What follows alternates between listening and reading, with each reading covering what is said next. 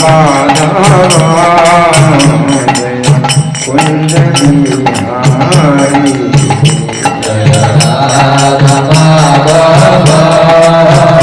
जय कुंज बिहारी नित्य गौर हरि बोल हरि बोल हरि बोल हरि बोल नित्य गौर हरि बोल हरि बोल हरि बोल हरि बोल प्रभु पदा प्रभु पदा प्रभु पदा जय प्रभु पदा प्रभु पदा प्रभु पदा जय प्रभु पदा। सब लोग कल की तरह आज भी घुटनों पर बैठें और माथे को जमीन में लगाएं। जयकारा जब तक होगा सब लोग घुटनों पर बैठें और माथे को जमीन में लगाएं। जय ओम विष्णुपाद परमहंस परिव्राजकाचार्य अष्टोत्तर श्री श्रीमद् डिवाइन ग्रेस अभय चरणारविंद भक्ति वेदांत स्वामी श्रील प्रभुपाद की जय। नित्य लीला प्रविष्ट इस्कॉन फाउंडर आचार्य saviour of the whole world Srila Prabhupada की जय। नामाचार्य हरिदास ठाकुर की जय। प्रेम से कहो श्री कृष्ण चैतन्य प्रभु नित्यानंद श्री अद्वैत गदाधर श्रीवासादि गौर भक्त वृंद की जय। श्री श्री राधा दामोदर ललिता विशाखा गोप गोपिका श्याम कुंड राधा कुंड गिरि गोवर्धन की जय। श्री श्री गौनताही की जय। श्री श्री सीताराम लक्ष्मण हनुमान की जय। समवेत भक्त वृंद की जय। अनंत कोटि वैष्णव वृंद की जय। इस्कॉन वर्तमानाचार्य वृंद की जय। श्रीमती तुलसी शालिग्राम जलदान महामहोत्सव की जय। श्रीला गदाधर पंडित आविर्भाव तिथि महामहोत्सव की जय। गौर प्रेमानंदे all glories to single devotees all glories to single devotees all glories to single devotees all glories to Shri Guru and Gaurang. हरे कृष्णा। आप सब लोग सुन रहे हैं? सब लोग सुन रहे हैं? हाथ उठाइए। सब लोग सुन रहे हैं? आपस में बातें नहीं करना। आपस में बिल्कुल बातें नहीं करना। सब लोग सुनिए, बड़े ध्यान से सुनिए। और आप लोगों के बीच में कोई ऐसा व्यक्ति होना चाहिए जो मेरी बात का उत्तर दे। माइक लेकर के कोई व्यक्ति वहाँ रहे, या तो आप लोगों की ओर से रहे, जब मैं कुछ पूछूं तो उत्तर दे, या तो क्योंकि एक व्यक्ति होना चाहिए जो प्रतिनिधि हो। अगर मैं कुछ पूछूं तो जवाब दो। तो माइक लेकर के बच्चे को शांत करिए, बच्चे को शांत करिए। हरि बोल हरि बोल। तो कोई माता जी हैं जो माइक पर बोलेंगी जब मैं पूछूं, माइक लेकर के। कौन माता जी हाथ में माइक लेंगी? अगर मैं कुछ पूछूं तो जवाब देंगे। कथा के बीच में अगर मैं पूछूं तो जवाब दें। हाथ उठाइए। कौन, किसके पास कौन है? माइक लेंगे? माइक लेकर के बैठो। या फिर हमारे वो जो है वही बैठेंगे माइक लेकर के, आप लोगों की ओर से पूछेंगे और उत्तर देंगे। हमारे लीला पुरुषोत्तम प्रभु आपके प्रतिनिधि बन करके बैठेंगे। जब नैमिषारण्य में कथा हो रही थी, 88,000 ऋषि थे। कितने थे? 88,000 ऋषि थे।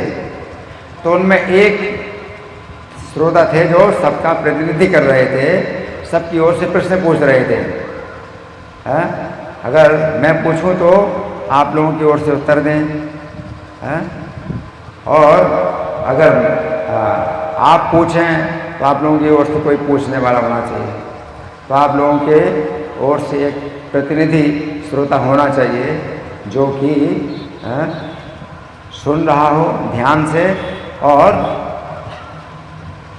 उत्तर दे, ध्यान से उत्तर दे। ठीक है, तो हमारे लीला पुरुषोत्तम प्रभु हैं, आप लोगों की ओर से माइक लिए बैठे हैं। ठीक है, तो आज बहुत ही पवित्र दिन है। आज क्या है कौन बताएगा? आज का दिन क्या है कौन बताएगा? हाथ उठाइए। क्या है आज का दिन? हाथ उठाओ, कौन जानता है? आज कोई विशेष दिन है? आज कोई विशेष दिन है माता जी? हाँ, इनको माइक दीजिए, माइक दीजिए। हाँ बोलो माता जी। बोल रहे हैं अमावस्या है। अमावस्या तो हर 15 दिन हर महीने आती है अमावस्या है। वैष्णव कैलेंडर, हमारे वैष्णव त्योहारों में कौन सा त्यौहार है? हमने तो कल भी बताया, आज भी बताया। कौन बताएगा? आज कुछ विशेष दिन है, कौन बताएगा? हमारे वैष्णव त्योहारों में से आज कुछ विशेष दिन है, आप लोगों की ओर से कौन है बताने वाला? कल भी बताया था। माइक दीजिए, माइक दीजिए। हाँ बोलो, आज क्या है विशेष दिन? वैष्णव त्योहार। गदाधर पंडित का आविर्भाव दिवस। ठीक है, धन्यवाद, हरि बोल। तो आप लोगों की ओर से एक है जो कुछ है सुनने वाले, सुनने वाले, है ना? धन्यवाद। तो आज क्या है विशेष दिन? क्या है? सब लोग बोलो, अभी भी नहीं बोलने वाले। क्या है आज विशेष दिन? सुना क्या बताया था? बोलो, फिर से बोलो, क्या है? हाँ जी, आज क्या है विशेष दिन?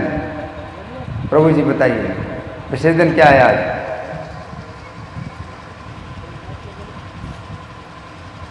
इनको माइक दीजिए। अच्छा हाँ, इनको माइक दीजिए। क्या है? गदाधार पंडित जी का, गदाधर पंडित का आविर्भाव सुना सबने? सबने सुना क्या है आज? नहीं सुना, अभी सुनाई नहीं पड़ा। किसने सुनाई पड़ा? किसको सुनाई पड़ा? हाथ उठाइए। आज क्या है विशेष दिन? हाथ उठाइए, बताओ बताओ। किसको दो माइक? ये लड़की बताएगी क्या है आज विशेष दिन। तो मैं आगे कैसे सुनाऊंगा? कथा कैसे सुनाऊंगा? पहला शब्द ही नहीं समझ पा रहे हैं लोग। क्या है आज बताओ, बताओ क्या है? हाथ उठाया था, है? हाँ बोलो, बोलो क्या है?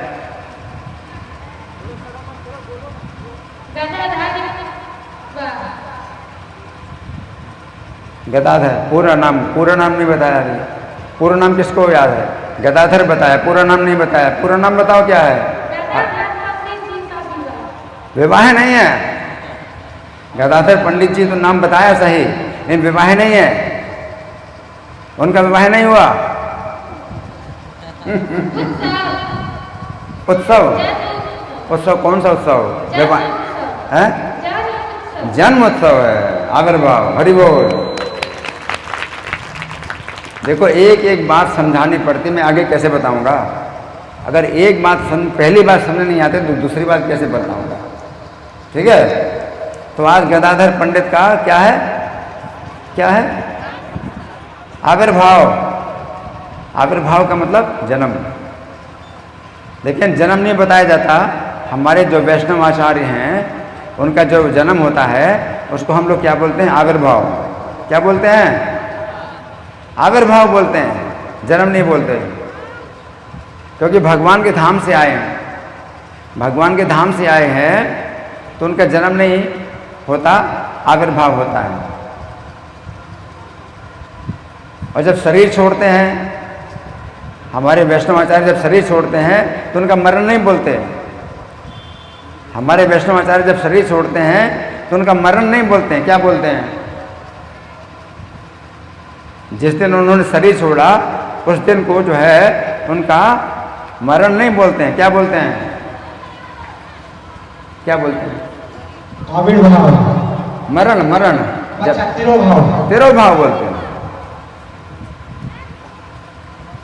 मरण नहीं बोलते। वो मरते नहीं हैं, वो भगवान के धाम जाते हैं। तो इसको तिरुभाव बोलते हैं, आविर्भाव और तिरुभाव बोलते हैं। तो आज गदाधर पंडित का आविर्भाव दिवस है। सब लोग समझ गए है ना? अगर नहीं समझे तो मैं जितनी कथा सुनाऊंगा तो वो सब जो है क्या है, बेसिर पैर की होगी, बेसिर पैर की कथा होगी। अगर समझे नहीं, आज विशेष दिन है, गदाधर पंडित का आविर्भाव दिवस है, ठीक है। हाँ, तो भगवान चैतन्य के संगी हैं ये। गदाधर पंडित भगवान चैतन्य के संगी हैं। क्या हैं? भगवान चैतन्य के क्या हैं? क्या हैं? बोलो, माइक दो, माइक दो। भगवान चैतन्य के क्या हैं गदाधर पंडित? क्या है? गदाधर पंडित भगवान चैतन्य के क्या हैं?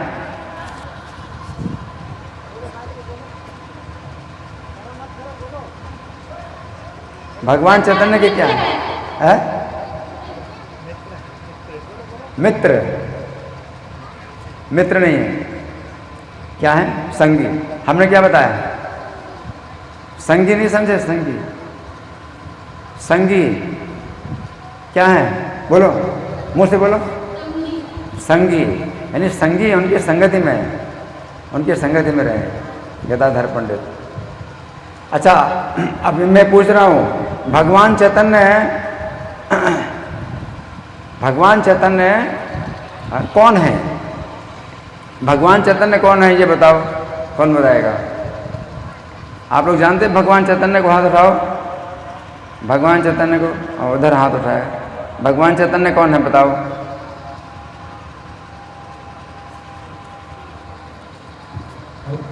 भगवान राम है? भगवान राम जी। भगवान राम जी, हाँ। भगवान राम जी त्रेता युग में आए और द्वापर में वही राम जी किस रूप में आए? द्वापर में किस रूप में आए? त्रेता में राम जी आए और द्वापर में वो किस रूप में आए? द्वापर में। ये कौन सा महीना, कौन सा युग चल रहा है? ये कौन सा युग चल रहा है? त्रेता युग चल रहा है, द्वापर युग कौन सा युग चल रहा है? कलयुग चल रहा है। हाँ, ये कलयुग चल रहा है। तो त्रेता युग में भगवान राम आए तो द्वापर में वो किस रूप में आए? हैं? कृष्ण जी के रूप में आए। कृष्ण जी के रूप में आए ना। हाँ, तो वही कृष्ण जी अब कलयुग में किस रूप में आए? जोर से बोलो, कलयुग में किस रूप में आए? चैतन्य महाप्रभु के रूप में आए। त्रेता युग में जो राम थे, द्वापर में वो कृष्ण थे, और कलयुग में कौन है? चैतन्य महाप्रभु है। तो चैतन्य महाप्रभु है ना। तो वो जब प्रकट हुए तो किस सन में प्रकट हुए थे? हम जन्म नहीं बोलते कि जन्म लिया, प्रकट हुए, आविर्भाव। उनका आविर्भाव कब हुआ? चैतन्य महाप्रभु का आविर्भाव कब हुआ? ये कौन सा सन चल रहा है? कौन सा सन चल रहा है? ये कौन सा सन चल रहा है? जोर से बोलो, माइक दो। कौन सा सन चल रहा है? ये नहीं पता। हाँ, कौन सा सन चल रहा है? 2023। ये 2023 चल रहा है। और चैतन्य महाप्रभु कौन सन में पैदा हुए? आविर्भाव कौन सन में प्रकट हुए चैतन्य महाप्रभु? कोई बताएगा? किसी को पता है? आप बताओ लीला पुरुषोत्तम, कौन से सन में प्रकट हुए? 1500।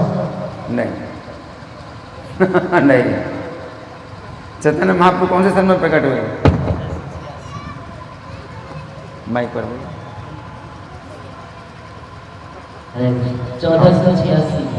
1486। सुन लिया? चैतन्य महाप्रभु कौन से सन में प्रकट हुए? 1486 में, है ना। तो आज से करीब करीब कितने साल हो गए? 550, करीब करीब 550 साल हो गए जब चैतन्य महाप्रभु प्रकट हुए थे। तो गदाधर पंडित, तो चैतन्य महाप्रभु श्री कृष्ण हैं और गदाधर पंडित राधा रानी है। कौन है? गदाधर पंडित कौन है? राधा रानी है, लेकिन इस बार राधा रानी पुरुष रूप में प्रकट हुई, गदाधर पंडित के रूप में पुरुष रूप में प्रकट हुई राधा रानी, है ना।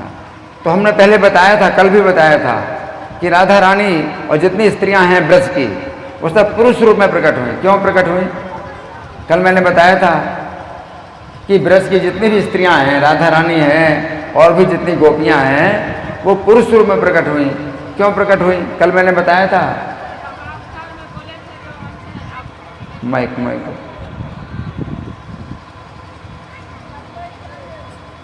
रामा अवतार में बोले थे गोपी सर हमसे आप प्रेम कीजिए, हमारा पति बनिए, हमारा बेटा बनिए, इसीलिए उनसे प्रेम कीजिए। राम अवतार में मिथिला की स्त्रियों को भगवान ने बोला था, या माइक ले लो। मिथिला की स्त्रियों ने क्या बोला था भगवान राम को? जब राम आए थे विवाह करने के लिए मिथिला में, तो मिथिला की स्त्रियों ने राम को क्या बोला था? पुत्र बनिए। क्या बोला था? पुत्र बनिए। क्या बोला था? पति बनिए या पुत्र बनिए? क्या बोला था? क्या बोला था? बोलो बोलो। पति बनिए, पति बनिए। तो वो ब्रज, तो द्वापर में वो स्त्रियां, वो मिथिलापुर वासिनी स्त्रियां बनी, वो द्वापर की बात है, वो तो स्त्रियां बनी ना, स्त्रियों के रूप में प्रकट हुई। लेकिन अब द्वापर की जो स्त्रियां हैं, अब कलयुग में जो स्त्रियां हुई, वो कलयुग में चैतन्य महाप्रभु के साथ में आई। तो किस रूप में आई? स्त्री रूप में आई या पुरुष रूप में? पुरुष रूप में आई। क्यों पुरुष रूप में क्यों आई? स्त्री रूप में क्यों नहीं आई? हमने कल बताया था। लीला पुरुषोत्तम बताओ। क्योंकि भगवान सन्यासी है, इसीलिए। चैतन्य महाप्रभु इस अवतार में भगवान श्री कृष्ण जो है गृहस्थ थे द्वापर में, तो स्त्रियां सब स्त्रियों के रूप में आई। और इस अवतार में भगवान सन्यास लेंगे। तो भगवान सन्यास लेंगे तो स्त्रियों की संगति नहीं करेंगे, इसलिए जितनी भी स्त्रियां थीं वो इस अवतार में पुरुष रूप में आई हैं। समझ आया? भगवान की संगति करने के लिए, भगवान की संगति करने के लिए राधा रानी भी पुरुष रूप में आई। राधा रानी पुरुष रूप में आई। कौन से नाम से, किस नाम से राधा रानी आई? किस नाम से आई राधा रानी? चैतन्य अवतार में राधा रानी किस नाम से आई? क्या नाम है राधा रानी का इस अवतार में, चैतन्य अवतार में? हाँ बताओ।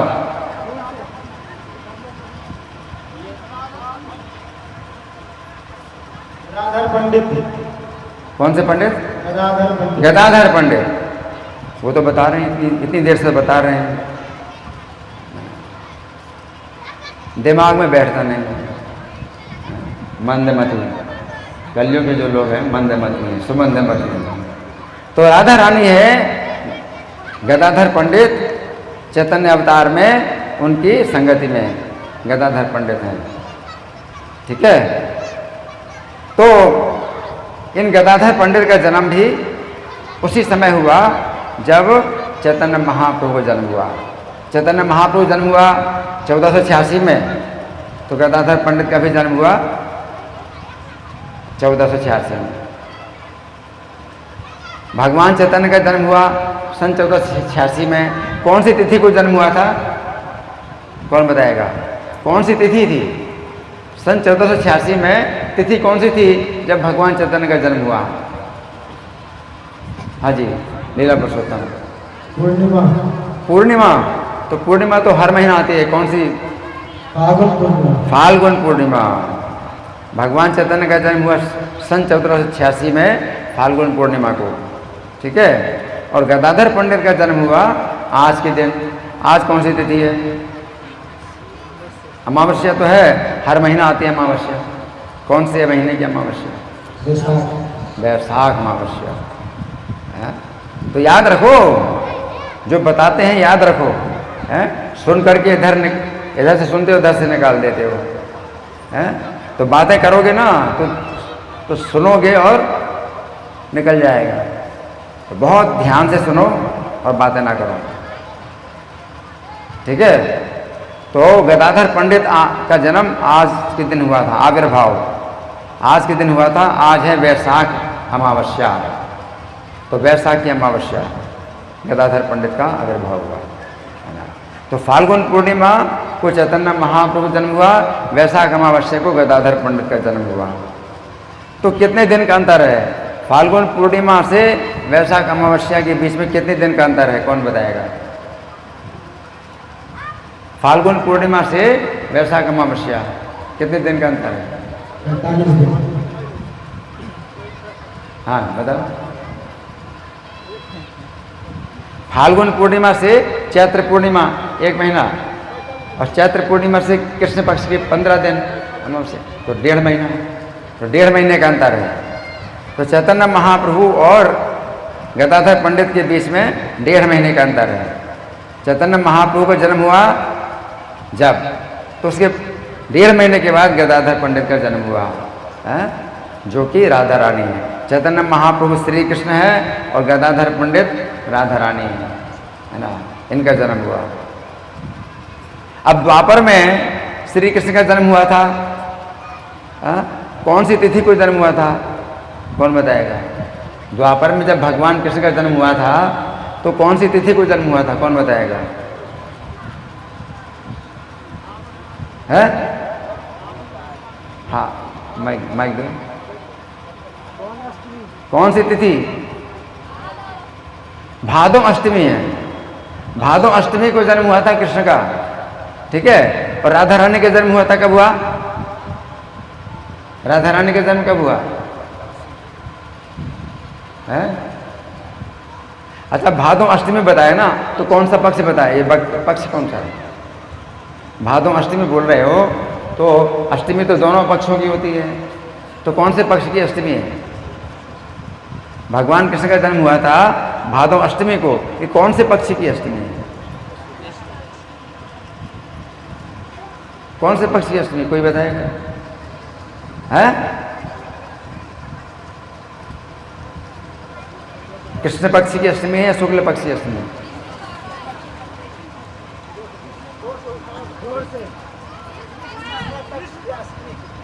माइक दो, माइक।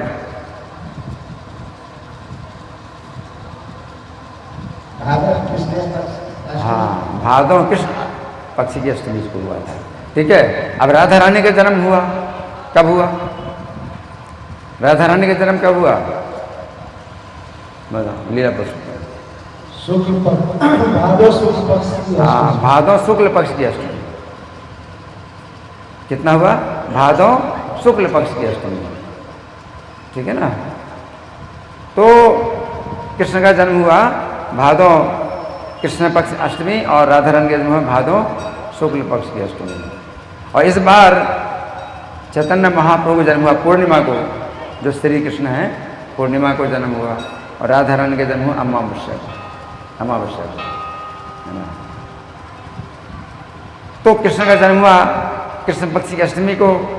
अगर उसको आप जो है 8 दिन पीछे कर लो, अगर अष्टमी जो कृष्ण अष्टमी कृष्ण पक्ष की अष्टमी को अगर 8 दिन पीछे करो तो क्या हो जाएगा? पूर्णिमा। कृष्ण पक्ष की अष्टमी को अगर 8 दिन पीछे करो तो क्या हो जाएगा? पूर्णिमा, है ना। और राधा रानी का जन्म हुआ शुक्ल पक्ष की अष्टमी, उसको अगर 8 दिन पीछे करो तो क्या हो जाएगा? अमावस्या, है ना। तो कृष्ण और राधा रानी जो है पहले अष्टमी को दोनों ने जन्म लिया। कृष्ण पक्ष की अष्टमी को जन्म दिया कृष्ण ने, और शुक्ल पक्ष की अष्टमी को लिया राधा रानी ने। अब दोनों को अगर 8 दिन पीछे कर लो तो वो पूर्णिमा हो जाएगा। कृष्ण की जन्म तिथि पूर्णिमा हो जाएगी और राधा रानी की जन्म तिथि हो जाएगी अमावस्या। तो ये पूर्णिमा और अमावस्या का ये जो है रहस्य है। ये भगवान चैतन्य और गदाधर पंडित, ये दोनों कौन है? कृष्ण और राधा हैं, कृष्ण और राधा ही हैं, है ना। ये राधा रानी ने गदाधर पंडित के रूप में जन्म लिया पुरुष रूप में, तो भगवान कृष्ण सन्यासी हैं, तो गदाधर पंडित भी सन्यास लेते, गदाधर पंडित ने भी क्या किया? संन्यास ले लिया। क्यों संन्यास ले लिया? एक सन्यासी के साथ रहने के लिए सन्यासी बनना पड़ेगा, तो गदाधर पंडित ने भी संन्यास लिया, है ना। तो ये जो है एक विशेष रहस्य है। तो ये गदाधर पंडित ने जन्म लिया तो जन्म से ही विरक्त थे, जन्म से ही विरक्त। इन्होंने कभी विवाह नहीं किया, विवाह नहीं किया। गदाधर पंडित ने जन्म से विरक्त थे, स्वयं राधा रानी है ना। और भगवान कृष्ण जब चैतन्य महाप्रभु के रूप में अवतरित हुए तो भगवान चैतन्य के पिता कौन है? कोई बता सकता है? भगवान चैतन्य के पिता कौन थे और कहाँ जन्म लिया था भगवान चैतन्य ने? किसी को पता है? हाथ उठाइए। भगवान चैतन्य के पिता कौन थे? हाथ उठाइए। कोई जानता है? नहीं जानता। हाँ जी, इनको माइक दीजिए। माइक दो। क्या है? भगवान चैतन्य के पिता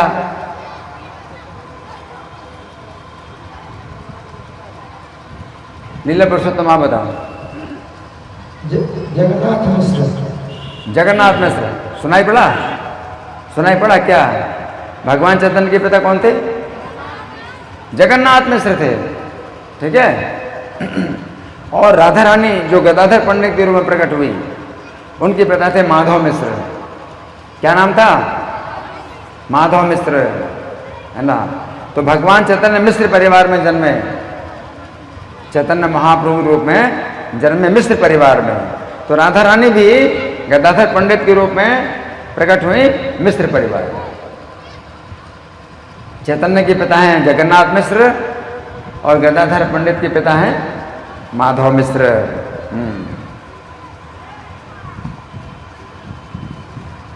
तो गदाधर बिल्कुल शांत प्रकृति के थे, विरक्त थे, है? और जो भगवान चैतन्य थे तो चूंकि श्री कृष्ण हैं तो बड़े चंचल थे। भगवान श्री कृष्ण चैतन्य महाप्रभु रूप में बड़े चंचल थे। और जब 23 वर्ष की अवस्था में भगवान चैतन्य को दीक्षा मिली, भगवान चैतन्य को 23 वर्ष की अवस्था में गुरु दीक्षा प्राप्त हुई। कौन से गुरु थे चैतन्य महाप्रभु के? कौन बताएगा? चैतन्य महाप्रभु गुरु कौन थे? लीला पुरुषोत्तम श्री ईश्वरपुरी। ईश्वरपुरी। चैतन्य महाप्रभु गुरु कौन थे? ईश्वरपुरी। कौन थे? ईश्वरपुरी चैतन्य महाप्रभु गुरु थे। तो जब दीक्षा ली उन्होंने तो फिर बिल्कुल बदल गए, अब चंचलता नहीं रही और कृष्ण के विरह में बहुत रोते हैं। भगवान श्री कृष्ण स्वयं चैतन्य महाप्रभु के रूप में क्या है कि कृष्ण के विरह में रोते हैं, भक्त के भाव में। भगवान श्री कृष्ण भक्त के भाव में चैतन्य महाप्रभु के रूप में कृष्ण के विरह में रोते थे, है ना। उस समय चैतन्य महाप्रभु के जो पिता थे जगन्नाथ मिश्र तो दिवंगत हो गए। चैतन्य महाप्रभु के पिता जगन्नाथ मिश्र तो दिवंगत हो गए। तो घर में सची माता थी और उनकी पत्नी थी विष्णुप्रिया। घर में चैतन्य महाप्रभु के साथ में उनकी माता थी। कौन थी माता उनकी? बताया मैंने। भगवान चैतन्य की माता कौन थी? है? हाँ, माइक दो। सच्ची माता। हाँ, भगवान चैतन्य की माता थी सची माता। तो सची माता थी और उनकी पत्नी भी थी। भगवान चैतन्य की पत्नी भी थी। वो कौन थी? भगवान चैतन्य की पत्नी किसी को पता है? भगवान चैतन्य की पत्नी कौन थी? हाँ जी, माइक दीजिए।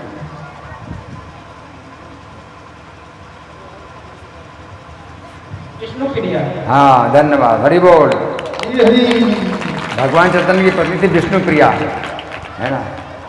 तो घर में विष्णुप्रिया थी और सची माता थी। भगवान चैतन्य उस समय भक्त के भाव में बहुत कृष्ण के विरह का अनुभव करते थे और कृष्ण के विरह का अनुभव करते थे तो एकदम जैसे उन्माद हो जाता है, पागल हो जाते हैं, रोते हैं और पछाड़े खाते हैं, बेहोश हो जाते हैं। तो भगवान चैतन्य जो है कृष्ण के विरह में रोते हैं, पछाड़े खाते हैं और बेहोश हो जाते हैं। तो सची माता बहुत डर के मारे अपने पुत्र के सामने नहीं आती। माता को बहुत डर लगता है। उनको लगता है कि मेरे पुत्र को पता नहीं क्या हो गया,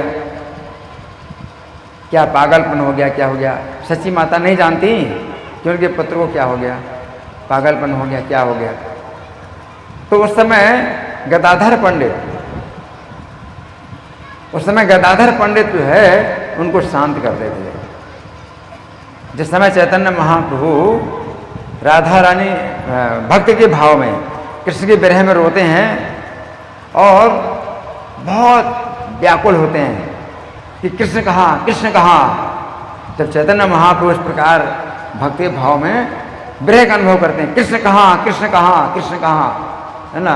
कोई उनके सामने आए, कहाँ है कृष्ण, कहाँ है कृष्ण, ऐसे बोलते हैं। तो कोई जो है जवाब नहीं दे पाता, कृष्ण कहाँ है, क्या जवाब है। और स्वयं कृष्ण है लेकिन कृष्ण के विरह में भक्ति भाव में कहते हैं कृष्ण कहाँ है, कृष्ण कहाँ है ना।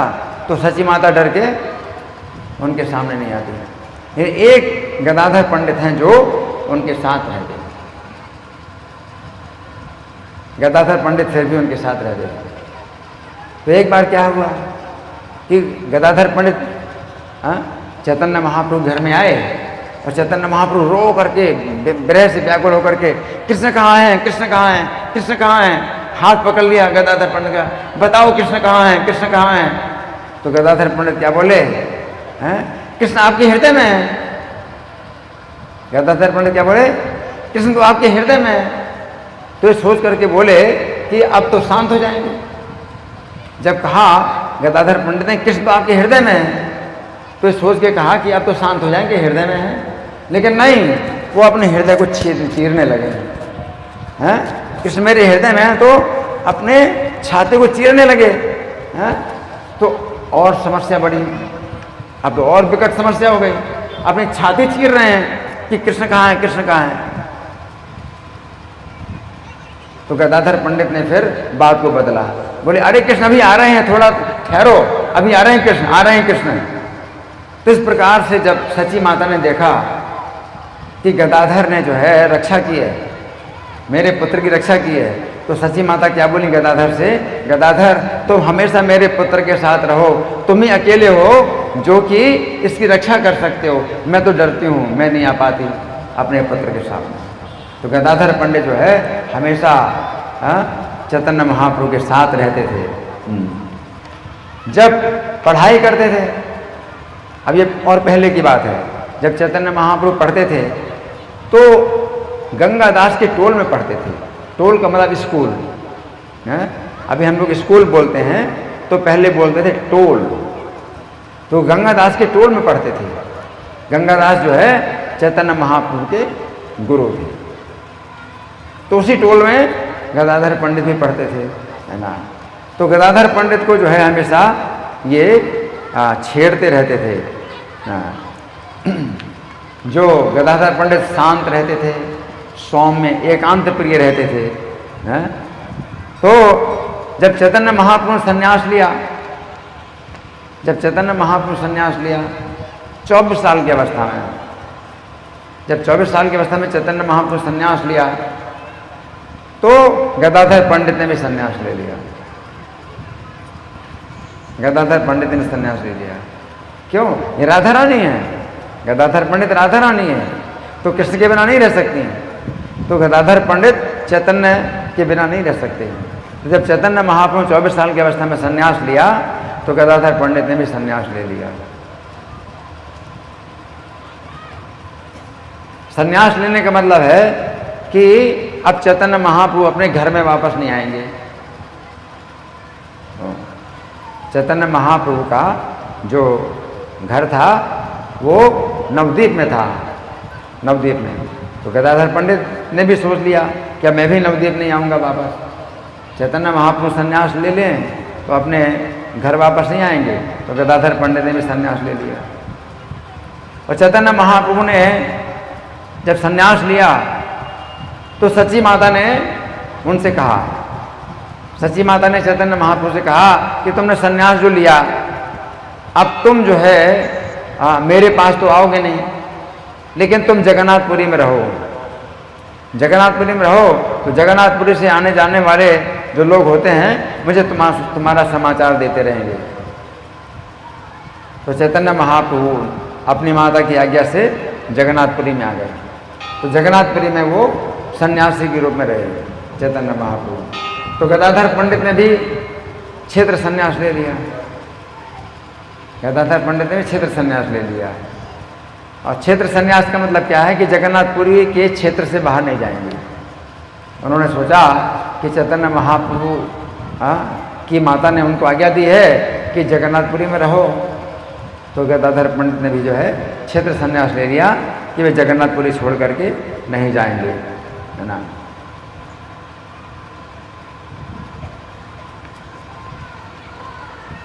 अब आगे चल करके जगन्नाथपुरी में जब चैतन्य महाप्रभु रहते थे तो गदाधर पंडित की संगति में रहते थे हमेशा।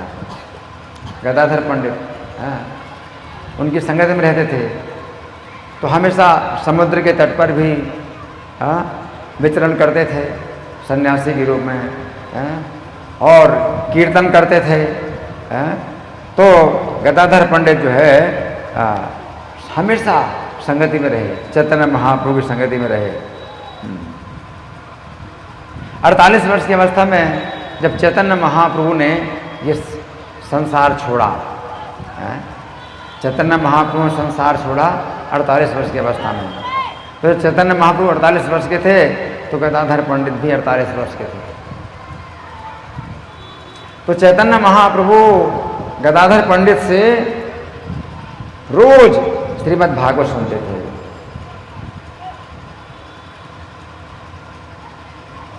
जगन्नाथपुरी में चैतन्य महाप्रभु जब तक रहे तो उनका रोज का नियम था कि गदाधर पंडित से श्रीमद् भागवत सुनना। गदाधर पंडित का जो आश्रम था, गदाधर पंडित का जो आश्रम था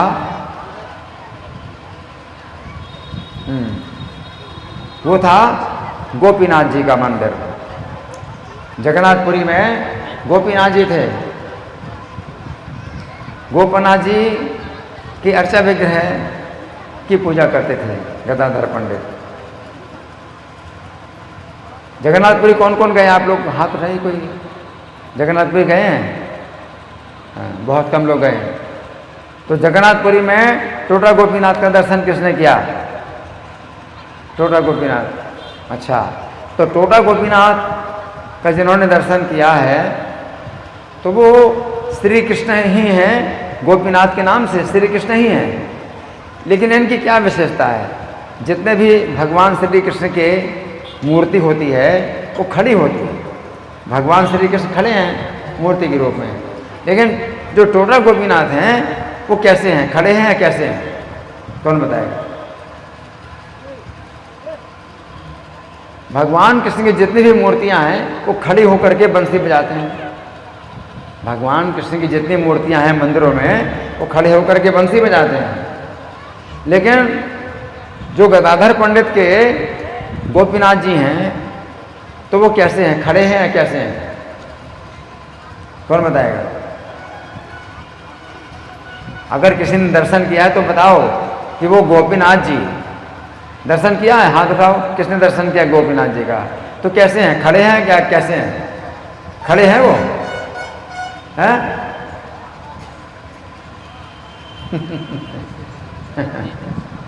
बताओ, आपने देखा?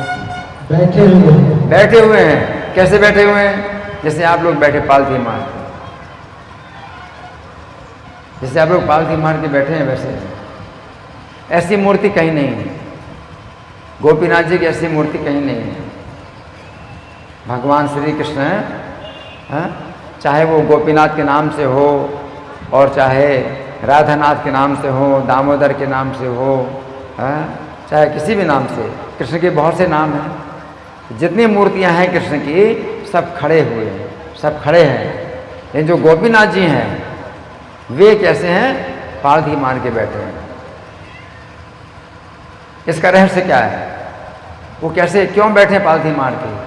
क्या वो इस तरह का बनवाया था उनकी मूर्ति? क्या बनाई थी इस तरह की? पालथी मार के बैठे हुए हैं।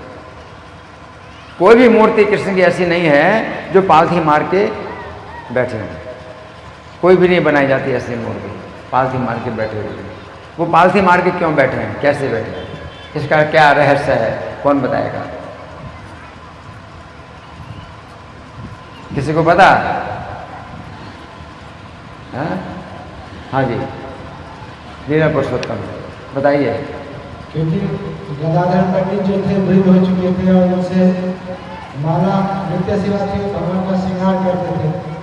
तो जब ज़्यादा वृद्ध हो गए तो भगवान उनसे खड़ा नहीं हो रहा था कि माला उनको पहना दे। तो गोपीनाथ जी ने देखा कि ये पहना पा रहे हैं तो बैठ गए वो माला स्वीकार करने के लिए, सेवा स्वीकार करने के लिए। तो गदाधर पंडित जो है जल्दी बूढ़े हो गए, 48 साल की अवस्था में बूढ़े हो गए। 48 साल की अवस्था में बूढ़े क्यों हो गए? 48 साल की अवस्था में तो कोई व्यक्ति इतना बूढ़ा नहीं होता कि झुक जाए, कमर झुक जाए, हैं? ऐसा तो नहीं होता। गदाधर पंडित 48 साल की अवस्था में बूढ़े हो गए। क्यों बूढ़े हो गए? इसका क्या कारण है? भगवान चैतन्य के बिरह में है, क्योंकि राधा रानी है, भगवान चैतन्य कृष्ण है, उनकी बिरह में। तो भगवान चैतन्य का बिरह क्यों हो रहा है? 48 साल की अवस्था में भगवान चैतन्य गदाधर पंडित से श्रीमद् भागवत सुनते सुनते उनके ही गोपीनाथ जी के शरीर में प्रवेश हो गए। भगवान चैतन्य गदाधर पंडित से जब श्रीमद् भागवत सुन रहे थे तो श्रीमद् भागवत सुनते सुनते ही गदाधर पंडित के जो मूर्ति थी जिनकी पूजा करते थे गोपीनाथ जी, उनके शरीर में प्रवेश कर गए। भगवान चैतन्य स्वयं श्री कृष्ण है, तो भगवान अपना शरीर नहीं छोड़ते। भगवान चैतन्य अपना शरीर नहीं छोड़ा, साक्षात वो गोपीनाथ जी के शरीर मूर्ति में विलीन हो गए। तो गदाधर पंडित अब श्रीमद् भागवत पढ़ते थे अकेले। अब किसको सुनाए? चैतन्य महाप्रभु जिनको सुनाते थे तो वो तो अब चले गए, अपने धाम चले गए। तो उनके बिरह में गदाधर पंडित बड़ी जल्दी बूढ़े हो गए। 48 साल की अवस्था में बूढ़े हो गए। और बूढ़े हो गए तो कैसे हो गए? कमर झुक गई। कई लोगों की कमर झुक जाती है बुढ़ापे में, है ना? तो बुढ़ापे में कमर झुक गई उनकी, और कमर झुक गई। अब गोपीनाथ जी को जब माला पहनाते थे पहले तो माला पहना देते थे, शरीर सीधा था। ये वृद्धावस्था में कमर झुक गई, अब माला को पहनाने में परेशानी हो रही है, गोपीनाथ जी को परेशानी हो रही है। गदाधर पंडित को परेशानी हो रही है गोपीनाथ जी को माला पहनाने में। तो गोपीनाथ जी साक्षात जो है जो चैतन्य महाप्रभु ही है, चैतन्य महाप्रभु ही हैं गोपीनाथ जी, है? तो जब उन्होंने देखा कि गदाधर पंडित को परेशानी हो रही है तो खड़े से बैठ गए। ये आश्चर्य है कि नहीं? कोई मूर्ति जो है खड़े से बैठ जाए, है? ऐसा कभी होता है? कोई मूर्ति, खड़ी मूर्ति बैठ जाए। जितनी भगवान की मूर्तियां हैं पत्थर की होती है ना, पत्थर की मूर्ति है भगवान कृष्ण की, तो कभी कोई मूर्ति ऐसा हुआ कि खड़े से बैठ जाए भगवान कृष्ण की मूर्ति? कभी हुआ? विचार करो, ये आश्चर्य है नहीं है? आश्चर्य है कि नहीं है? क्या है? आश्चर्य है कि नहीं? हाथ उठाओ। आश्चर्य है? नहीं, कोई खास नहीं, कुछ समझ में नहीं आता, कुछ फर्क नहीं पड़ता, कुछ हो जाए कुछ फर्क नहीं पड़ता। अपने को खाने और सोने की आवश्यकता पूरी हो, बाकी कुछ हो तो क्या आश्चर्य? कुछ आश्चर्य नहीं पड़ता। भगवान की मूर्ति जो है खड़े से बैठ जाए, जैसे यहाँ पर गौर निताई हैं, ये खड़े हैं कि बैठे हैं? क्या है? खड़े हैं कि बैठे? खड़े हैं, हाथ उठाओ, खड़े हैं? अरे खड़े से बैठ जाएं, आश्चर्य माना जाएगा कि नहीं? अगर खड़े से बैठे हैं, आश्चर्य है कि नहीं? है आश्चर्य? थोड़ा आश्चर्य, बड़ा आश्चर्य? बड़ा आश्चर्य, बड़ा आश्चर्य, बहुत बड़ा आश्चर्य, बहुत बड़ा आश्चर्य। तो बहुत बड़ा आश्चर्य हुआ, गदाधर पंडित जो है माला नहीं पहना पाते भगवान को, और भगवान बैठ गए मूर्ति रूप, अभी भी बैठे हुए हैं। अगर जगन्नाथपुरी नहीं जाते हो तो उनका चित्र कहीं अगर मिले तो देखो उनका चित्र, वो बैठे हुए हैं। और कैसे बैठे हैं? जैसे ये भक्त लोग बैठे हैं पालथी मार के बैठे हैं, अभी भी बैठे हैं। तो ये आश्चर्य है। और गदाधर पंडित ने भी आगे चल करके अपना शरीर नहीं छोड़ा, उन्हीं में विलीन होकर बोले राधा रानी। गदाधर पंडित भी जो है उन्हीं गोपीनाथ जी में विलीन हो गए, है ना।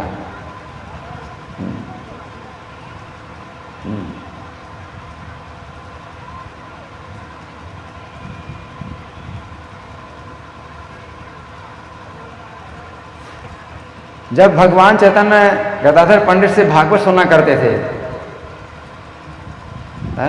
तो श्रीमद् भागवत में तो बहुत कथाएं हैं, श्रीमद् भागवत में बहुत कथाएं हैं। 10वां स्कंद है श्रीमद् भागवत में, जिसमें भगवान श्री कृष्ण की बहुत विस्तार से कथाएं हैं। और 10वें स्कंद में जो 5 अध्याय हैं वो रासलीला के हैं। तो भगवान चैतन्य महाप्रभु गदाधर पंडित से भागवत सुनते हैं, तो ये समझो कि भगवान श्री कृष्ण हैं जो राधा रानी से भागवत सुन रहे हैं। अब अगर अपनी बुद्धि से सोचो कि अगर भगवान श्री कृष्ण राधा रानी से भागवत सुने तो भागवत की कौन सी कथा सुनेंगे?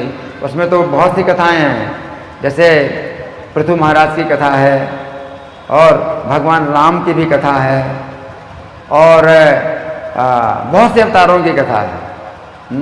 जैसे मत्स्य अवतार की कथा है, शुकर अवतार की कथा है, कच्छप अवतार की कथा है, बहुत सी कथा है, और कृष्ण अवतार की भी कथा है। तो अगर भगवान श्री कृष्ण राधा रानी से भागवत सुने तो आपको क्या लगता है कौन सी कथा सुनेंगे? कौन सी कथा सुनेंगे? अगर राधा रानी सुनाए भगवान श्री कृष्ण को श्रीमद् भागवत, तो भगवान श्री कृष्ण से कौन सी कथा सुनना चाहेंगे? रासलीला की है? कौन सी कथा सुनना चाहेंगे? हैं? हाँ जी, लीला पुरुषोत्तम। इन लोगों को कुछ समझ में नहीं आता है। हाँ आप बताइए। कृष्ण कथा सुनना चाहेंगे। और कृष्ण कथा की उसमें बहुत सी जन्म की भी कथा है, और शिशु लीलाएं भी हैं, और फिर और बाल लीलाएं भी हैं, और रास लीला भी है, फिर मथुरा लीला है, फिर द्वारका लीला है। तो अगर राधा रानी सुनाएं कृष्ण को कृष्ण कथा, तो कौन सी कथा सुनाएंगे? जन्म की लीला सुनाएंगे, या शिशु लीला, या बाल लीला, या मथुरा लीला, या द्वारका लीला? क्या कौन सी लीला सुनाएंगे? हाँ जी,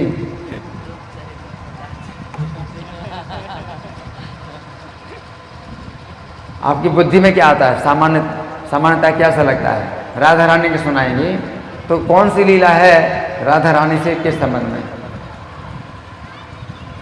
तो राधा रानी संबंध में लीला सुनेंगे। राधा रानी के संबंध में कौन सी लीला है भागवत में?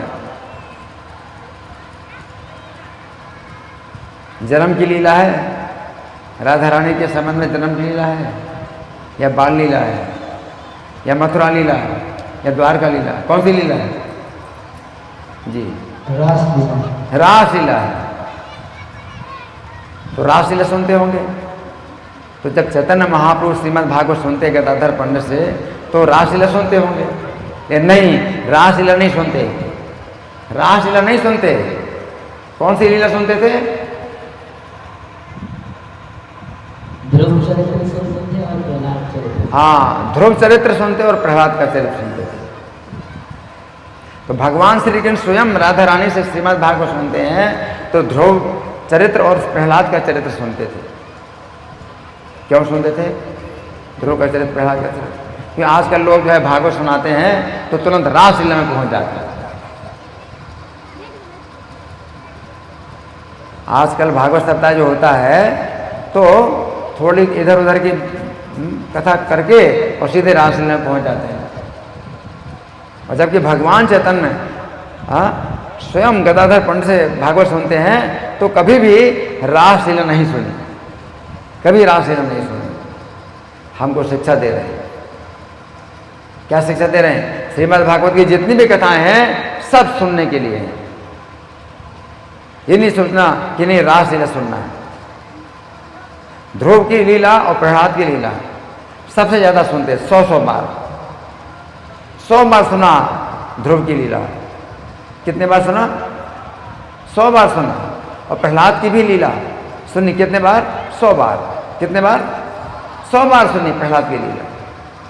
ध्रुव महाराज की जो लीला है वो 4थे स्कंद में है। कौन से स्कंद में है? 4थे स्कंद में है।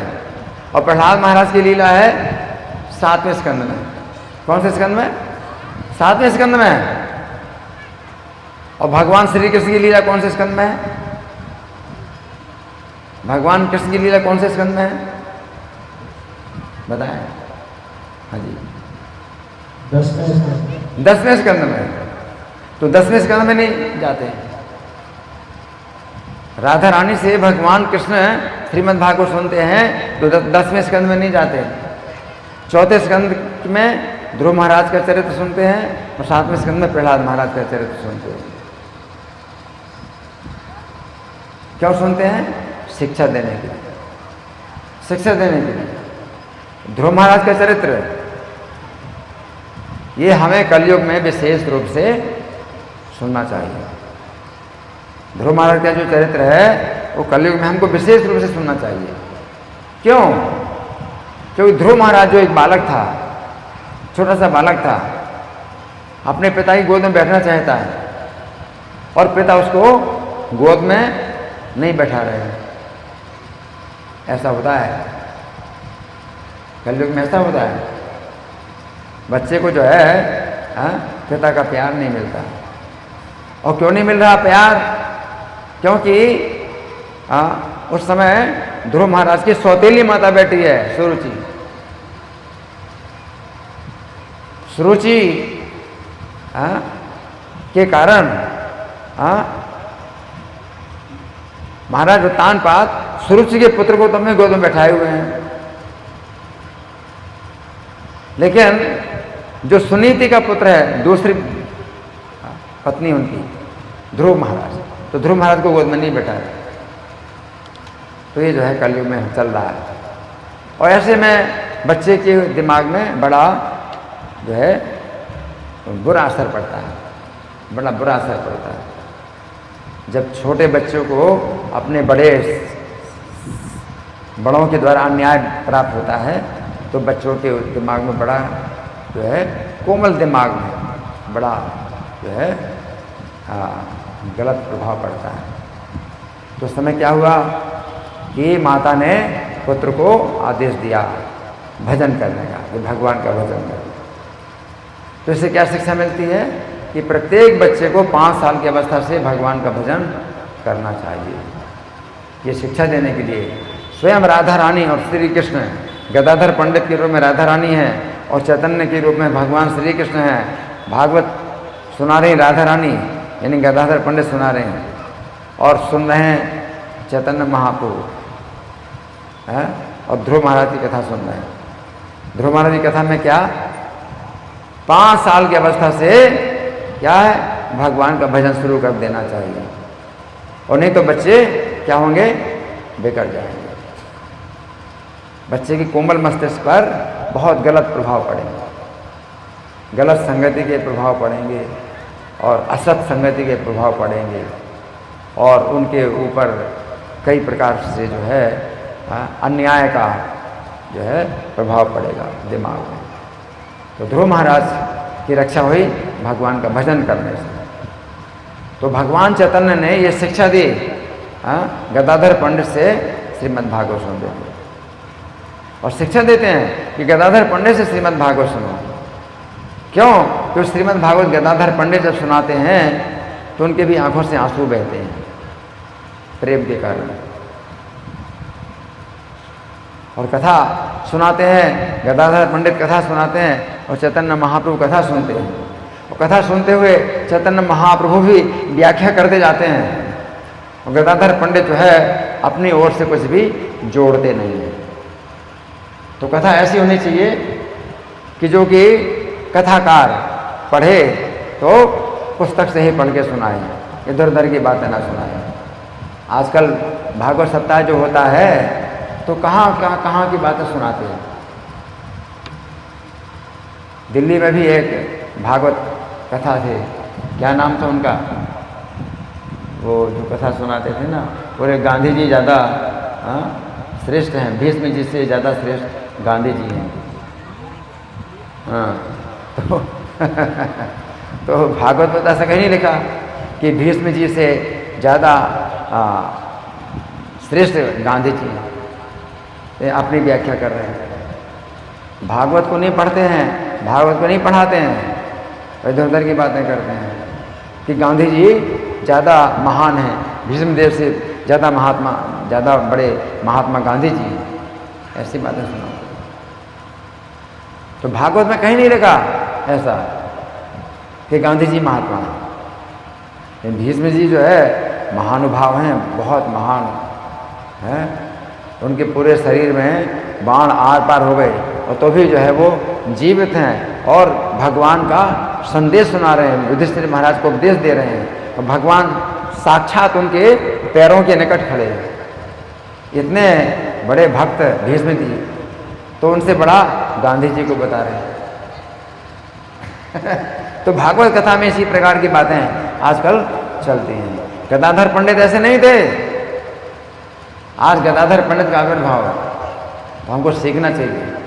गदाधर पंडित श्रीमद् भागवत के जो है वो कथा ही पढ़ के सुना रहे हैं और चैतन्य महाप्रभु उसको जो है समझा रहे हैं। अगर ध्रुव महाराज की कथा पढ़ रहे हैं तो ध्रुव महाराज की कथा में ही रहो, इधर उधर की कथा में मत जाओ। जब प्रहलाद महाराज की कथा चल रही है तो प्रहलाद महाराज की कथा में ही रहो, इधर उधर मत जाओ, फिर वो इधर उधर की बातें करते।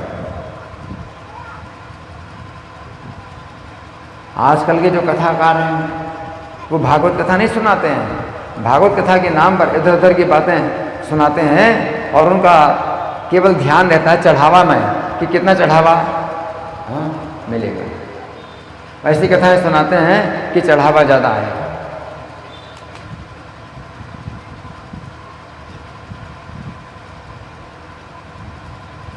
तो अब जो है गदाधर पंडित जैसे भागवत सुनाते थे और चैतन्य महाप्रभु जैसे भागवत सुनते थे, उसी प्रकार की विधि अब हमारे इस्कॉन के मंदिरों में प्रभुपाद ने वो विधि बनाई।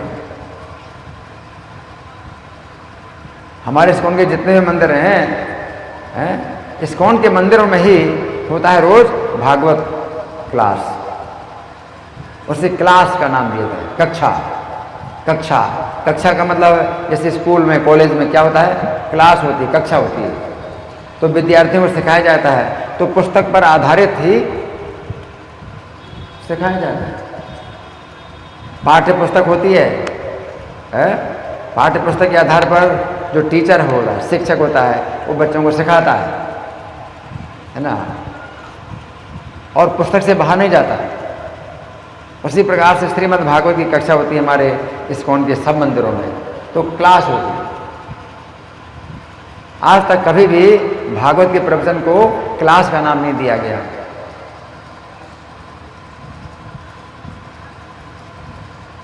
भागवत का जो प्रवचन होता है कभी उसको कक्षा का नाम नहीं दिया गया है, लेकिन प्रभुपाद ने कक्षा का नाम दिया,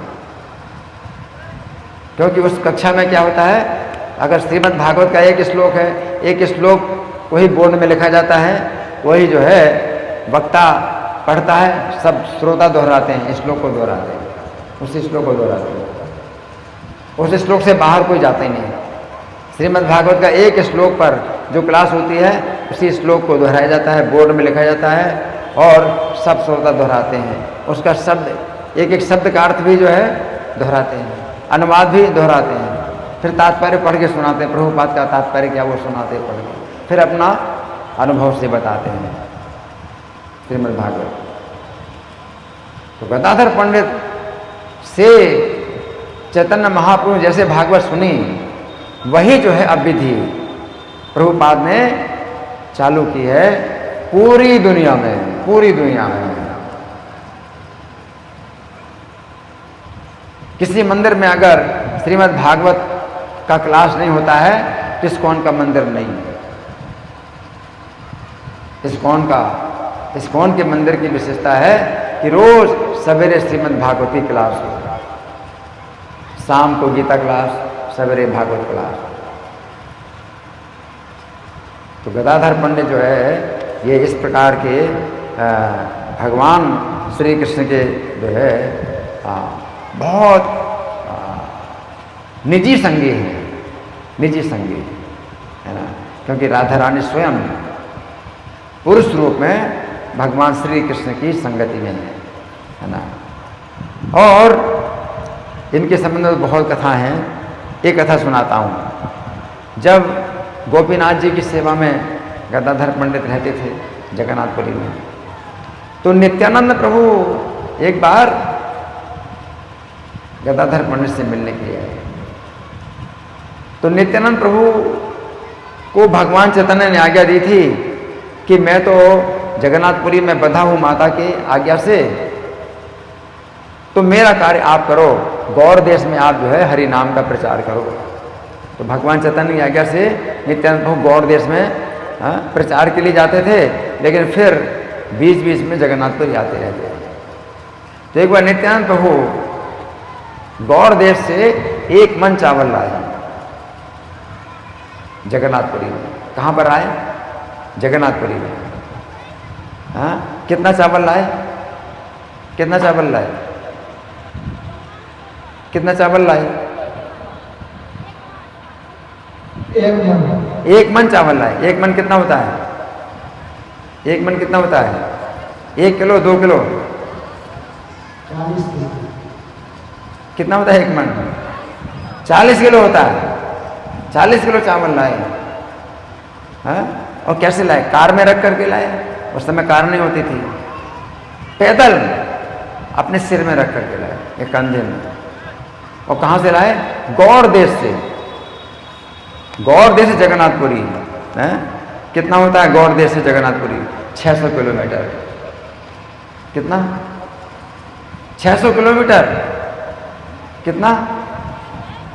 600 किलोमीटर। यहाँ से कितना अंदाजा जैसे दूरी बताएं? यहाँ से 600 किलोमीटर कौन सा जगह होगा? दरभंगा है या क्या है बताओ? गोरखपुर। गोरखपुर है यहाँ से। समझो, गोरखपुर से कोई जो है 1 मन चावल यानी 40 किलो चावल अपने कंधे में लेकर के आए और पैदल आए, तो कितनी बड़ी बात है? बड़ी बात है, छोटी बात है? क्या है? क्या है? छोटी बात? बड़ी बात है, बहुत बड़ी बात है। नित्यानंद प्रभु जो है 1 मन चावल लाए गौर देश से, अपने कंधे में सिर में रख करके 1 मन चावल पैदल लाए। और किस लिए लाए? गदाधर पंडित के जो गोपीनाथ जी हैं उनको भोग लगाने के लिए। ये भावना, ऐसी भावना। हम लोग क्या सोचते हैं? अरे मूर्ति है, कुछ भी भोग लगा दो। हम तो खाते हैं अपना सब बढ़िया व्यंजन, उनको जो है मिश्री, माखन मिश्री का भोग लगा देते हैं बस। भगवान कहते तुम अगर कुछ खाते हो तो मुझे भी खिलाओ। तुम बढ़िया बढ़िया खाते हो तो मुझे भी खिलाओ। तो नित्यानंद प्रभु गौर देश से बहुत बढ़िया चावल लाए जो जगन्नाथपुरी में नहीं होता। इतना बढ़िया चावल, 1 मन चावल लाए, केवल ये सोच करके कि गोपीनाथ जी को भोग लगना है। ये भावना। तो जिन भक्तों के अंदर ये भावना होती है कि भगवान को ऐसी चीज का भोग लगाना है और बहुत दूर से लेकर के आए, तो भगवान जो है प्रसन्न होते हैं। अगर आप भगवान को खाली मूर्ति मानते हो, वो तो मूर्ति पत्थर की मूर्ति है, वो थोड़ी खाते हैं। तो कुछ भी रख दो अपना, कुछ रख दिया, कुछ नहीं रखा, खाली कुछ फल का भोग लगा दिया, या जो है कुछ है इलायची दाना का भोग लगा दिया, और आप खा रहे हो अपने सब चपाती दाल सब्जी सब बना बनाए खा रहे हो। उनको क्या है, वो तो पत्थर की मूर्ति है, उनको क्या भोग लगाना। तो फिर भगवान ऐसे ही रहेंगे। अगर भगवान को समझो कि भगवान साक्षात हैं, अगर समझो तो उनको जो है भोग लगाओ। आपको खुद नहीं खाना है, जब बनाओ तो ये सोच के बनाओ कि उनको जो है भोग लगाना है, उनके लिए बनाना है। तो वो चेतना होती है, शुद्ध चेतना होती है। इस्कॉन के मंदिरों में ऐसे सिखाया जाता है कि कुछ नहीं खाना जब तक भगवान को भोग ना लगे। नित्यानंद प्रभु जो है सबसे गुरु तत्व हैं, गुरु तत्व हैं वो ही हैं। वो जो है गदाधर पंडित के आश्रम में जो गोपीनाथ जी हैं, उनको भोग लगाना है। चावल, एक मन चावल 600 किलोमीटर दूर से अपने कंधे में और सिर में रख करके लाए, गदाधर पंडित के पास आए। तो जब चैतन्य महाप्रभु जगन्नाथपुरी में रहते हैं, रोज आते थे गदाधर पंडित से भागवत सुनने के लिए। तो जब आए तो नित्यानंद प्रभु आए, गदाधर तो गदाधर पंडित समय भागवत पाठ कर रहे थे, तो तुरंत भागवत का पाठ छोड़ करके नित्यानंद प्रभु से मिले। उसने भागवत पढ़ना बंद कर दिया, नित्यानंद प्रभु से मिले, और नित्यानंद भी जो है गोपीनाथ जी का दर्शन करके प्रेम के आंसू बहाते हैं। नित्यानंद प्रभु जो है गदाधर पंडित के जो गोपीनाथ जी का दर्शन करते थे तो प्रेम के आंसू बहा देते, इतना प्रेम होता था उनका कि साक्षात भगवान, मूर्ति के रूप में साक्षात भगवान। जो व्यक्ति भगवान की मूर्ति को केवल शिला मानता है कि पत्थर है ना, तो वो जो है कुछ भी नहीं सीखा।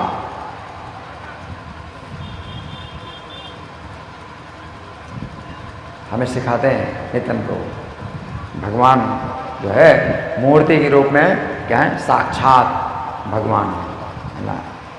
तो गदाधर पंडित जो है जब उनसे मिले तो फिर गदाधर पंडित ने उन चावलों का भोग लगाया, उन चावलों का भोग लगाया, गोपीनाथ जी को भोग लगाया। और जब भोग लग गया तो उसी समय चैतन्य महाप्रभु आ गए। कौन आ गए? चैतन्य महाप्रभु आ गए। सुन रहे हैं आप लोग? सो रहे हैं? सुन रहे हैं? क्या सुना माता जी, क्या सुना? इस सुनने में और सोने में कोई अंतर नहीं है। आप लोग चाहे सुनो चाहे सो बराबर है। सुनते हो या सोते हो, कुछ फर्क नहीं पड़ता। तो चैतन्य महाप्रभु उस समय आ गए और हरे कृष्णा बोलते हुए चैतन्य महाप्रभु आ गए। अब गदाधर पंडित और ये नित्यानंद प्रभु दोनों को जो है जान जैसे आ गई, मरे में जैसे जान आ गई, क्योंकि दोनों बहुत प्रेमी हैं चैतन्य महाप्रभु। कि जैसे हमने बताया कि चैतन्य महाप्रभु श्री रामचंद्र हैं और नित्यानंद प्रभु कौन है? कौन है? चैतन्य प्रभु रामचंद्र हैं, तो नित्यानंद प्रभु कौन है? कौन है? लक्ष्मण है। और गदाधर पंडित कौन है? सीता जी। अभी तीनों सन्यासी हैं, राम लक्ष्मण और सीता, तीनों सन्यासी हैं पुरुष रूप में। प्रेम तो वैसे ही है, प्रेम तो वैसे ही है। तो यहाँ सीता और लक्ष्मण यहाँ पर हैं और राम आ गए, चैतन्य महाप्रभु आ गए। राम और सीता लक्ष्मण दोनों राम की ही चर्चा करते हैं, सीता जी भी राम की चर्चा करते हैं और लक्ष्मण भी राम की चर्चा करते हैं, और राम बीच में आ गए। उसी प्रकार से नित्यानंद प्रभु भी चैतन्य की चर्चा करते हैं, गदाधर पंडित भी चैतन्य की चर्चा करते हैं, और चैतन्य महाप्रभु उसी समय आ गए। और क्या बोल रहे हैं? क्या बोल रहे हैं? कौन सा शब्द बोलते थे चैतन्य महाप्रभु जब आए? तो क्या बोलते हैं? हरे कृष्णा कृष्णा कृष्णा हरे हरे, हरे राम राम राम हरे हरे। चैतन्य महाप्रभु, उनके मुँह से हमेशा यही निकलता है। हमेशा ये निकलता है। तो चैतन्य महाप्रभु आ गए। तो चैतन्य महाप्रभु आ गए तो क्या कहते हैं गदाधर, हाँ?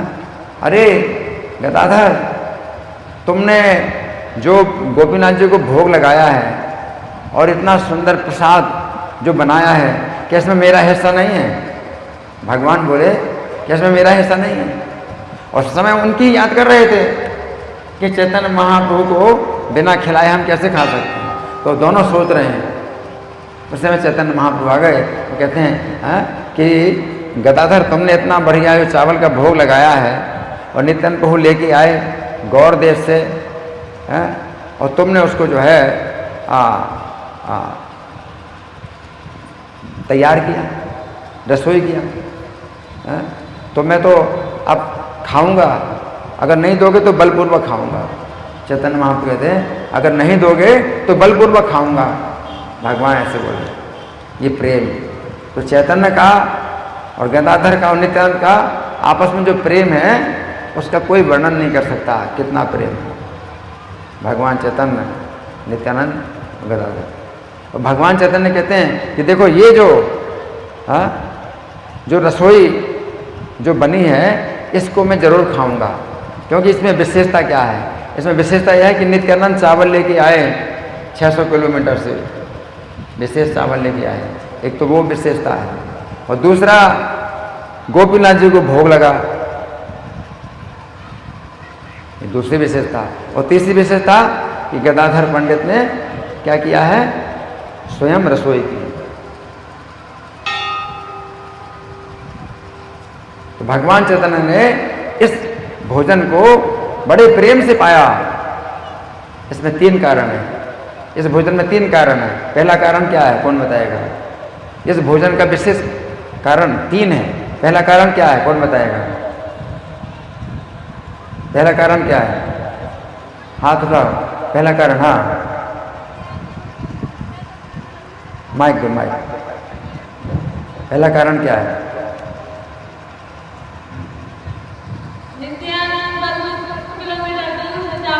जय हरि बोल, हरि बोल। नित्यानंद प्रभु 600 किलोमीटर से एक मन चावल अपने सिर में कंधे में रख करके लाए हैं। तो चैतन्य महाप्रभु कहते हैं कि मैं नहीं छोड़ूंगा, मैं जरूर खाऊंगा। ठीक है। और दूसरा कारण क्या है, कौन बताएगा? दूसरा कारण तुम्हें बताओगे, और कोई है? और हाँ, उधर हाथ उठाया। दूसरा कारण बताओ, माइक दीजिए उधर। हाथ उठाया, हाँ।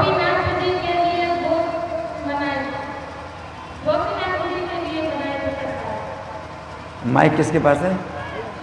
अच्छा अच्छा, गोपीनाथ जी को भोग लगा। हाँ, धन्यवाद, हरि बोल, हरि बोल। गोपीनाथ जी को भोग लगा।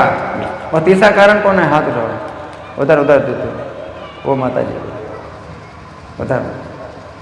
हाँ, तीसरा कारण क्या है?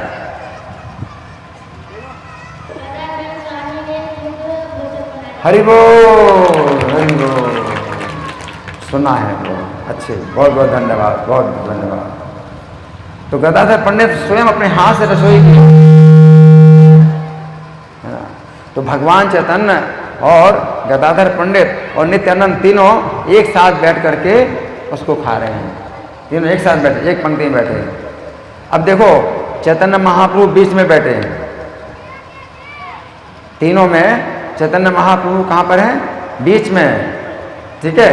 अब गदाधर पंडित चैतन्य महाप्रभु की किस तरफ और नित्यानंद किस तरफ हैं? आप बताओ अपने विचार से क्या हो। चैतन्य महाप्रभु बीच में हैं, तो गदाधर पंडित किस तरफ हैं और नित्यानंद प्रभु किस तरफ हैं? इसका क्या विचार, आपके विचार में कैसे? अगर 3 लोग बैठे हुए हैं, चैतन्य और नित्यानंद और गदाधर तीनों बैठे हैं, तो चैतन्य महाप्रभु किस तरफ नित्यानंद होंगे और किस तरफ गदाधर पंडित होंगे? आपका विचार क्या है, कौन बताएगा? हाँ जी, इनको माइक दो।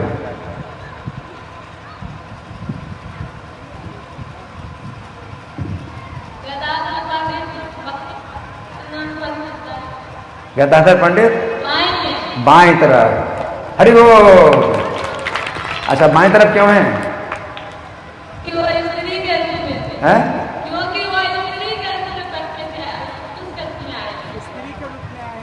स्त्री रूप में आए, पहले थे। हाँ हाँ, राधा रानी है, स्त्री हैं तो बाईं तरफ है, ठीक है। और नित्यानंद प्रभु दाईं तरफ, दाईं तरफ क्यों? कौन है वो?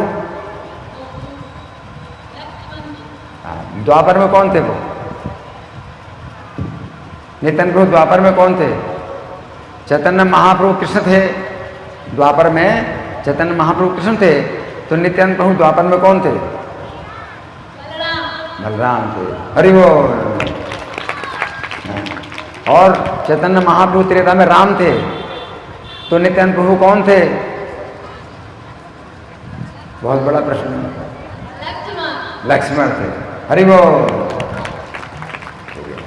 तो जब तीनों प्रसाद भोजन कर रहे हैं, चैतन्य और नित्यानंद और गदाधर तीनों जब प्रसाद ग्रहण कर रहे हैं, तो बहुत विशेष ये जो है लीला है, बहुत विशेष लीला है। और चैतन्य महाप्रभु क्या कहते हैं गदाधर से कि गदाधर, तुमने इतना अच्छा जो रसोई की है, इससे मैं जान गया कि वैकुंठ में तुम ही रसोई करते हो। भगवान चैतन्य कहते हैं गदाधर से कि तुमने इतना अच्छा जो रसोई किया है, इससे मैं जान गया कि वैकुंठ में तुम ही रसोई करते हो। तो भगवान तो मनुष्य लीला में ऐसा बोल रहे हैं, लेकिन वास्तव में ये तत्व की बात है, तत्व की बात है। वैकुंठ में भगवान की रसोई कौन करती हैं? वैकुंठ में भगवान की रसोई कौन करती हैं? लक्ष्मी जी करती हैं, है ना। तो लक्ष्मी जी राधा रानी की ही शक्ति अंश है ना। तो भगवान चैतन्य ये सारा संकेत कर रहे हैं कि वैकुंठ में तुम ही रसोई करते हो, मैं जान गया। गदाधर पंडित जो है लज्जित होते हैं, तो राधा रानी है, तो राधा रानी अपने गुणों को सुन करके लज्जित हो जाती हैं, ये उनका गुण है। राधा रानी का बहुत बड़ा गुण है, अगर उनकी प्रशंसा करो तो वो लज्जित हो जाती हैं, है ना। तो गदाधर पंडित लज्जित हो रहे हैं, तो भगवान चैतन्य कहते हैं कि तुम अपने को छिपाते क्यों हो? तुम अपने को छिपाते क्यों हो? तुम ही जो है वैकुंठ की रसोई करते हो। इस प्रकार से भगवान चैतन्य ने प्रसाद खाते खाते ऐसी बातें आपस में करी। और जब खा लिया, जब प्रसाद खा लिया तो कुछ तो बचा होगा, कुछ बचा होगा, है ना। तो तीनों उठ गए, तो तीनों की थाली में कुछ कुछ प्रसाद बचा था। जब तीनों उठ गए उस समय क्या हुआ होगा? कुछ अंदाजा, कुछ विचार है आपका? क्या हुआ होगा? बहुत से सेवक थे वहाँ। जब तीनों प्रसाद खा करके उठ गए हैं और थाली में प्रसाद थोड़ा थोड़ा छोड़ा, तो उस समय क्या हुआ होगा? कुछ विचार है आपका? क्या विचार है आपका? क्या हुआ होगा? बहुत से सेवक थे ना वहाँ रहते हुए, क्या किया? क्या विचार है आपका? लूट मच गई। क्या हुआ? लूट मच गई। बूढ़े भी, चाहे बूढ़े हो चाहे जवान, सब जो है सब में चंचलता आ जाती है। जब प्रसाद मिले तो लूटते हैं, लूट मच गई। तो ये जो लीला है प्रसाद भोजन की लीला, चैतन्य गदाधर नित्यानंद की जो प्रसाद लीला है, ये बहुत ही शक्तिशाली लीला है, बहुत शक्तिशाली लीला है। इससे भगवान चैतन्य की प्राप्ति होती है। हरि बोल, हरि बोल। तो आज एक तो ये गदाधर पंडित का जन्म आविर्भाव दिवस है, और दूसरा ये महीना भी जो है एक विशेष चल रहा है, बड़ा पवित्र महीना चल रहा है ये महीना। ये कब से शुरू हुआ महीना और इसमें क्या विशेषता है, ये भी अभी हम चर्चा करेंगे। तो ये महीना कब से शुरू हुआ और इसकी क्या विशेषता है, कौन बताएगा? ये विशेष महीना कोई है बताने वाला? लीला पुरुषोत्तम। क्योंकि इस महीने में शालिग्राम जी और तुलसी माता को जन्म दिया जाता है। हाँ, तो ये महीना जो है विशेष है, जो तुलसी और शालिग्राम को जलदान दिया जाता है, ये विशेष महीना है ना। तो ये महीना, ये कौन सा महीना कहलाता है? ये किस प्रकार का महीना है? ये तो महीना जो बैसाख का महीना चल रहा है, लेकिन ये बैसाख का महीना नहीं है। ये कौन सा महीना है? बैसाख की अमावस्या है। लेकिन ये जो बैसाख का महीना आया और जितने महीने हैं ये चंद्रमा के अनुसार होते हैं, ये सूर्य के अनुसार भी महीने होते हैं। तो सूर्य के अनुसार साल का पहला महीना चल रहा है। चंद्रमा के अनुसार ये साल का दूसरा महीना चल रहा है, बैसाख का महीना, और आधा महीना बीत गया। ये सूर्य के अनुसार ये पहला महीना चल रहा है। और ये कब से शुरू हुआ था? 15 तारीख से, 15 अप्रैल से शुरू हुआ था। ये संक्रांति से होता है। संक्रांति है जो पहली संक्रांति, साल में 12 संक्रांति होती है, पहली संक्रांति होती है मेष संक्रांति। तो 15 अप्रैल को मेष संक्रांति।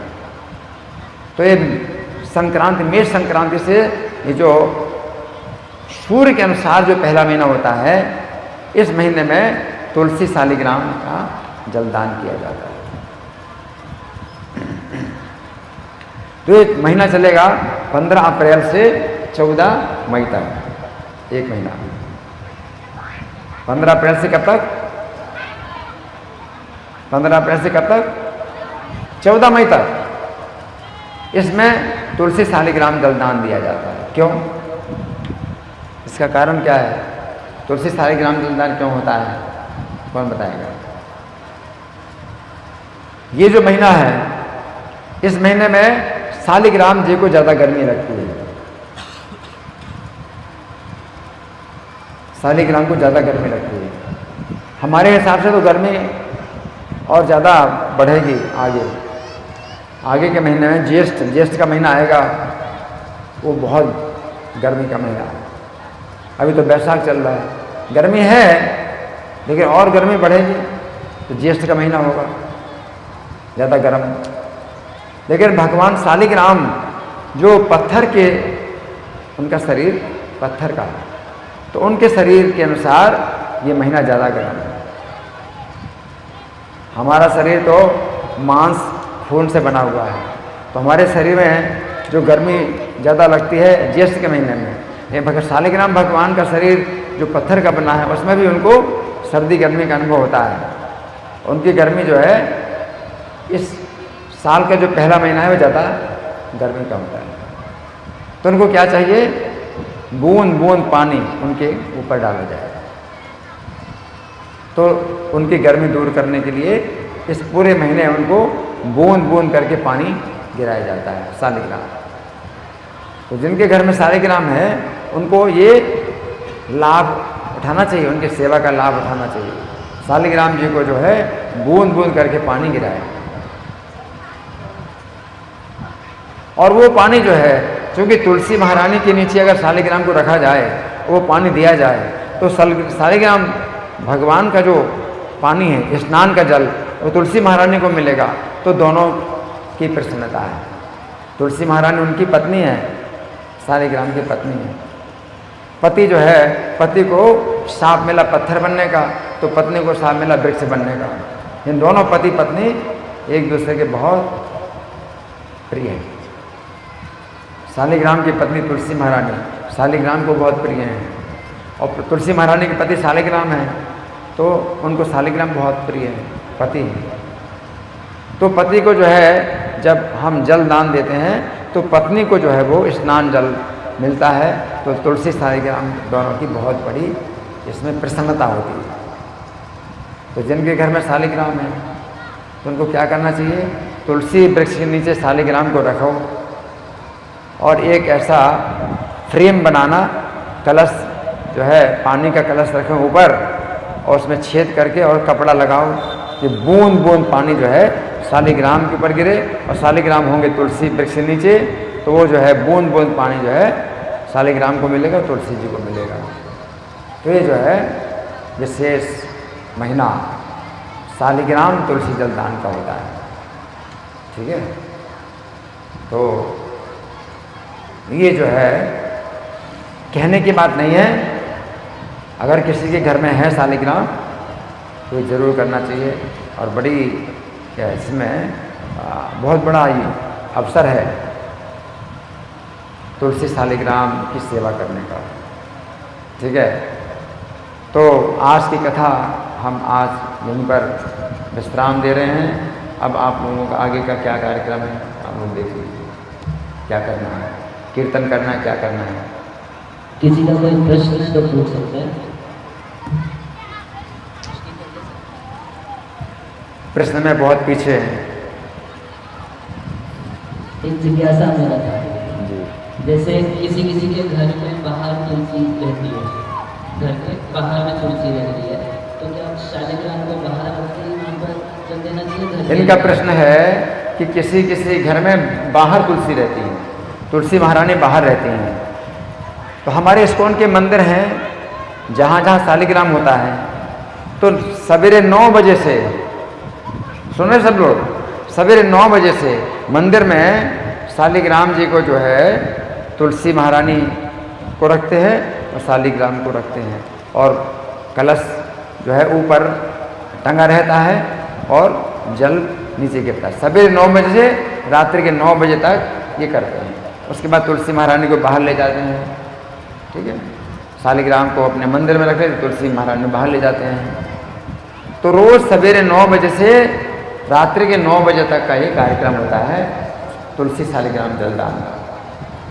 हाँ, तो हमारी स्टॉप कैलाश वाला मंदिर दिल्ली में जो है वहाँ शालिग्राम जी हैं, तो वहाँ पर आप देखेंगे, दर्शन करोगे राधा पार्थसारथी के वेदी का, तो आप देखोगे कि बड़ी सुंदर जो है तुलसी महारानी के ऊपर एक फ्रेम है और कलश रखा हुआ है और बूंद बूंद पानी गिर रहा है।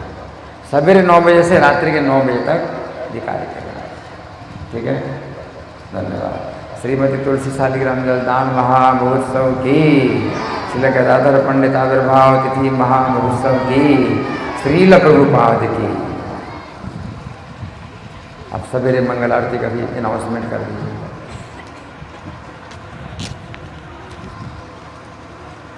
हरे कृष्णा। माता लोग थोड़ा जोर से बोलिए, हरे कृष्णा कृष्णा कृष्णा हरे हरे, हरे राम राम राम हरे हरे। तो हम सब प्रभु जी का बहुत धन्यवाद करते हैं कि इतनी सुंदर लीला। किनका सुनाया लीला? क्या बोल रहे, किनका लीला सुनाया? गदाधर पंडित जी का, और तुलसी शालिग्राम जलदान की विशेषता बताई, उनकी महिमा बताई। तो हम लोग का सौभाग्य है कि प्रभु जी के मुखारविंद से हमको सुनने का अवसर प्राप्त हुआ। श्री चैतन्य महाप्रभु नित्यानंद प्रभु और गदाधर पंडित जी का लीला। तो कल हम लोग जैसा कि बता रहे हैं कि कल हम लोग कहाँ जाने वाले हैं? जनकपुर धाम की। तो कल हम लोग प्रभु जी के साथ जनकपुर धाम की यात्रा करेंगे। तो सुबह हम लोग 5 बजे मंगल आरती के बाद हम लोग निकलेंगे। यहाँ जैसा कि मंगल आरती करते हैं, मंगल आरती के बाद हम लोग सब लोग तैयार होकर आ जाइएगा और मंगल आरती के बाद हम लोग निकलेंगे। और जैसा कि आप लोग आए थे आज मंगल आरती में, तो प्रयास कीजिए और माताएं आ सकती हैं मंगल आरती। मंगल आरती देखिए, आज मंगल आरती की आप लोग कितना आनंद आया होगा, कितना आनंद आया? आनंद आया, बहुत आनंद आया ना। लड़के लोग तो पीछे हैं, कोई नहीं आते, 1-2 बंदा आए थे लड़के में, बाद बाकी सब पीछे। यही ऑर्केस्ट्रा हो जाए यहाँ, माताएं कम होंगी, लड़कों की संख्या ज्यादा होगी, पुरुषों की जनसंख्या ज्यादा होगी। तो कितने शर्म की बात है कि भागवत यहाँ भगवान का चर्चा हो रहा है तो लड़कों की संख्या कम है, पुरुषों की जनसंख्या बहुत कम है। यही ऑर्केस्ट्रा हो जाए तो पुरुषों की संख्या ज्यादा, एकदम बेशरम हो गए। मिथिला वासी है लेकिन मिथिला वासी कहलाने के लायक नहीं है। तो इस मामले में तो माताएं थोड़ी आगे हैं, कम से कम सुनने तो आती हैं, 10 मिनट सुने। तो प्रभु जी के मुख से हमें एक दिन और सुनने का अवसर प्राप्त होगा। तो कल हम लोग जनकपुर धाम यात्रा करके आएंगे। तो क्योंकि आज थोड़ा सा विलम्ब हुआ था, क्योंकि आज हम लोग कहाँ गए थे, उगना महादेव और विद्यापति जी के जन्म स्थान गए थे प्रभु जी के साथ हम लोग। तो वहाँ दर्शन करके आए, प्रभु जी दर्शन किए, कुछ लीला भी हमें सुनने को मिला वहाँ। तो कल हम सब जनकपुर प्रस्थान करेंगे, वहाँ से फिर शाम को आएंगे। तो आप सब समय से आइएगा, हम भी प्रयास करेंगे कि समय से यहाँ पहुँच जाए।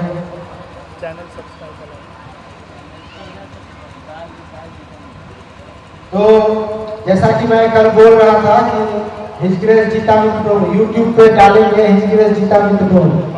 तो प्रभु जी एक बाल गोपाल